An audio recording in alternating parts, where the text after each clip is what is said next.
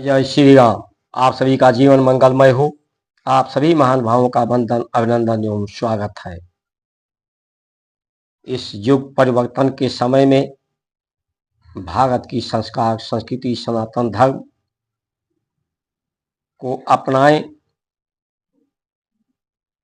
इसे अपना करके ही इस युग परिवर्तन के समय में जिसकी प्रकृति भी संदेश दे रही है, संकेत कर रही है, व्यवस्था भी संकेत दे रहे हैं,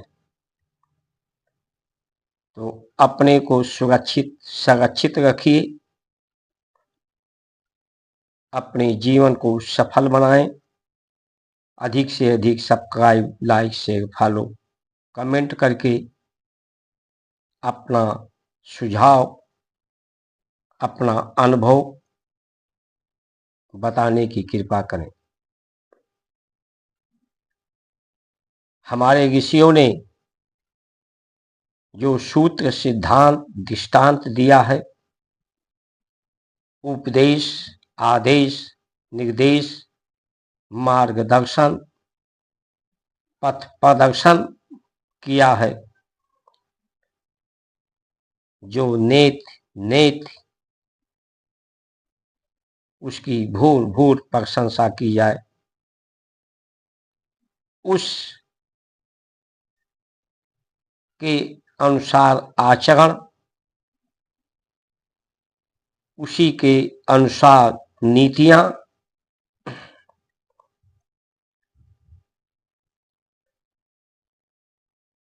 जो न बना पाए, जो व्यवस्थापक है, नियंत्रक है,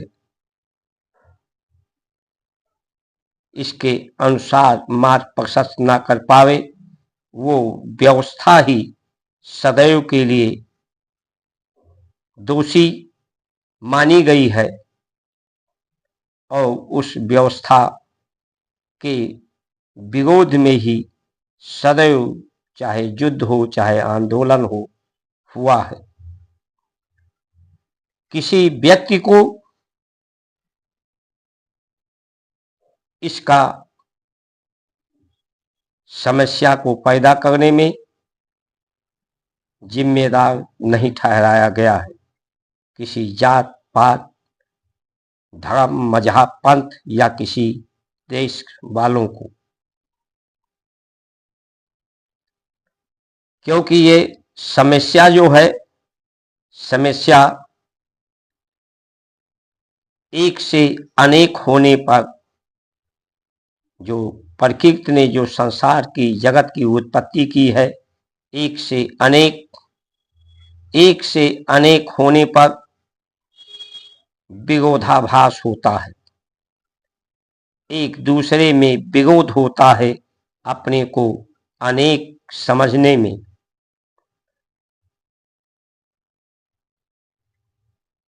त्रिगुणात्मक ये सृष्टि है, तीन गुण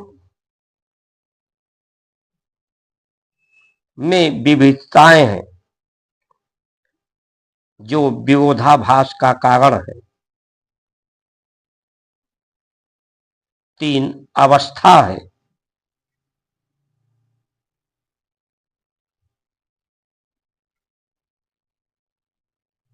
सत्य के आगे आ लिखा होता है तो असत्य हो जाता है, यानी सत्य असत्य में भेद नहीं है। आ जो है आगे, आ का पर्याय सत्य के आगे जो आ लिखा हुआ है, यानी जो अनुचित है, अनुपयोगी है, जो अनुभव करने के योग्य नहीं है, जिससे अनुभव इस इंद्रियों से उस एक का अनुभव नहीं हो सकता, जो सत्य एक है, एक समाना है।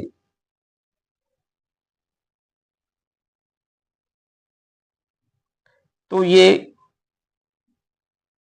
गुण और प्रभाव के कारण गरल सुधा रिपु करय मिताई, गोपद अनल सिंधु शीतलाई। ये जहर, अमृत और विष इसमें मिला हुआ है। इसीलिए हंस जो होता है, हंस दूध और पानी एक ही में मिला होता है, तो दूध को पी लेता है, पानी को छोड़ देता है। यानी कहने का पर्याय, हमारे ऋषियों ने जो उपयोगी है, अनुपयोगी को छोड़ दिया जाए, अनुचित को छोड़ दिया जाए, अनुपयुक्त है उसे उपयुक्त बना लिया जाए, तो ये असत्य भी सत्य के समान हो जाता है। इसीलिए भारत को सोने की चिड़िया कहा गया। सोने का चिड़िया यानी जन्म जायते क्षुद्रा। क्षुद्र जो है हमारी इंद्रियां, इंद्रियां की क्षमता सत्य को जानने की नहीं है। ये इनका प्रयोग, इन पर नियंत्रण, इस मन को अपना मीत बना करके, अपना इंद्रियों को साथी बना करके, क्योंकि ये भटकने वाली है, भरमाने वाली है। मन का गति प्रकाश की गति से भी तेज इसकी गति है, इसलिए ये अपने समीप नहीं रहता। इसीलिए उपासना, उपासना का पर्याय ही है अपने समीप रहे, अपने मीत रहे, अपना साथी हो जाए, तो अपने से प्रेम हो जाए, अपनों से प्रेम हो जाए, विरोधाभास समाप्त हो जाए। विरोध जो होता है व्यक्ति को कमजोर करता है, इसीलिए विरोध जो होता है वो युद्ध का कारण बनता है। इसीलिए कृष्ण ने अर्जुन से कहा है कि हे अर्जुन, तू नित्य निरंतर युद्ध कर। महाभारत का युद्ध तो कुछ समय का था, ये नित्य निरंतर का युद्ध का उपदेश हमारी जो तीन बुद्धि, इंद्रियां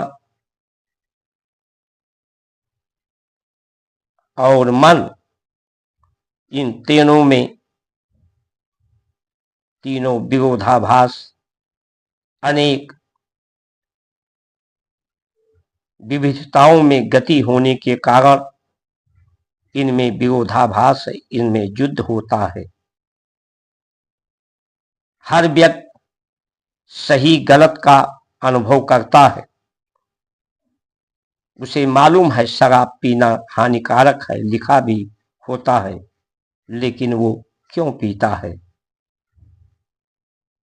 अपने इंद्रियों की अधीनता के कारण, इंद्रियों के भ्रम के कारण उसे ये भी नहीं मालूम इंद्रियों को कि हमारे लिए क्या अनुपयोगी है, क्या सदुपयोगी है, क्या अनुचित है, क्या उचित है, क्या समुचित है।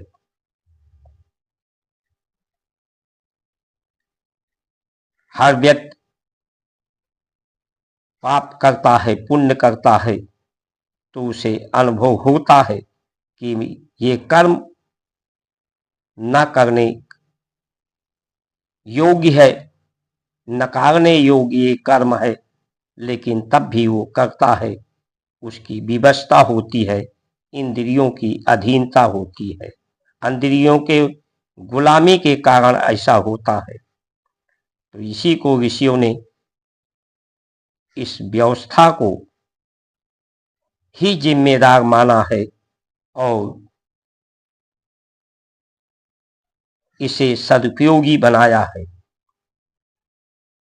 अनेकता को एकता के सूत्र में बांधा है, क्योंकि जो कमजोर होता है, वीर भोग्या वसुंधरा, जो वीर होता है वही वसुंधरा का सुखपूर्वक आनंद पूर्वक भोग कर सकता है, उपयोग कर सकता है, प्रयोग कर सकता है।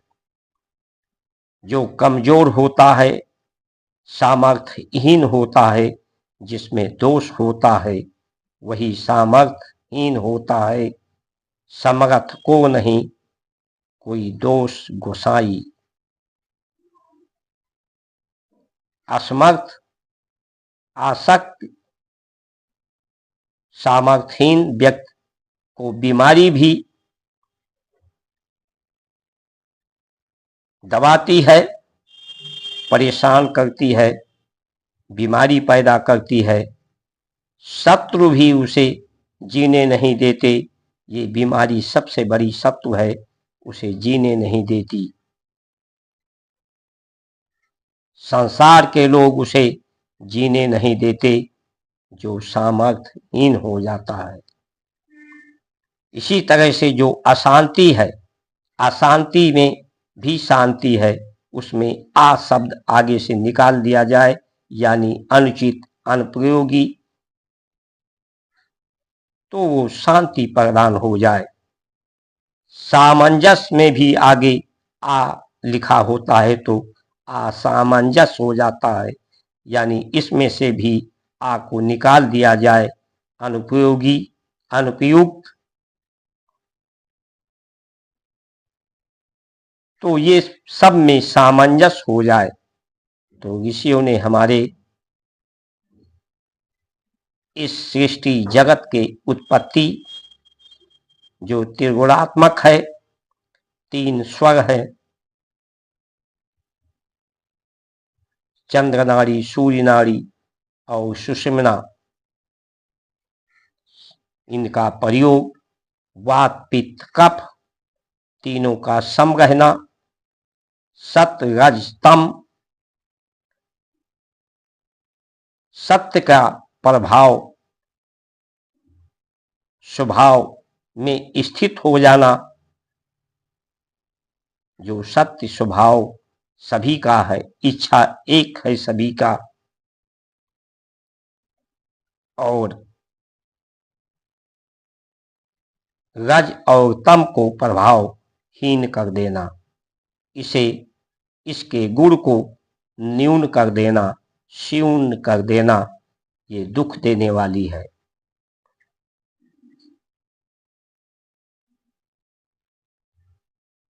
जब इस संस्कार संस्कृति का महत्व लोग नहीं समझते हैं, नहीं स्वीकार करते हैं, तो असत्य का प्रभाव बढ़ जाता है, झूठ का प्रभाव बढ़ जाता है,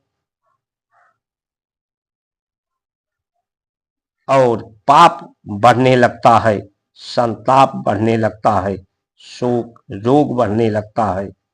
आज की परिस्थिति, जो देश के संचालक हैं, जो व्यवस्था देने वाले हैं, क्योंकि मनुष्य कभी अपने आप ना कुछ करता है, कर सकता है, ना अनुभव कर सकता है। जो श्रेष्ठ हैं, जो बड़े हैं, उन्हीं को देख करके सीखता है, उन्हीं को देख करके करता है। देखी देखा पाप, देखी देखा पुण्य, देख कर ही लोग करते हैं। और जो श्रेष्ठ होता है, व्यवस्था देता है, उसी को लोग देखते हैं, क्योंकि हर व्यक्ति श्रेष्ठ ही होना चाहता है। तो जो श्रेष्ठ की धारणाएं हैं, उसी धारणा को लोग अपनाने लगते हैं। तो धारणा सबकी एक है, सुख की, शांति की, स्वस्थ रहने की, तो ध्येय भी सबका एक हो। इसी अनेक को एक करने के लिए एक विचार, यानी सद्विचार, एक आहार, सद आहार, सुपाच्य आहार, एक ही व्यवहार सद्व्यवहार, एक ही ज्ञान सद्ज्ञान, एक ही आचरण सदाचरण, यानी अनेकता को एकता के सूत्र में संयोजने का काम ही भारत संस्कार संस्कृति का प्रयोजन है, संपूर्णता का।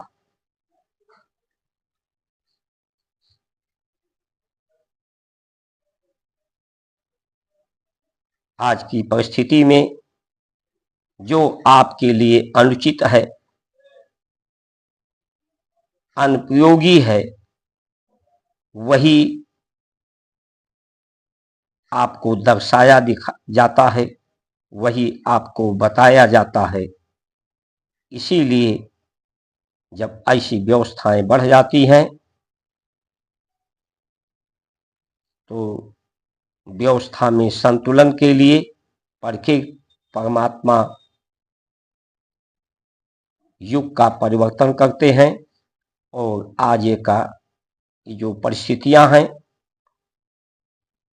यही संकेत है। इन्हीं वचनों के साथ आप सभी का सुमंगल कामना करते हुए जय श्री राम।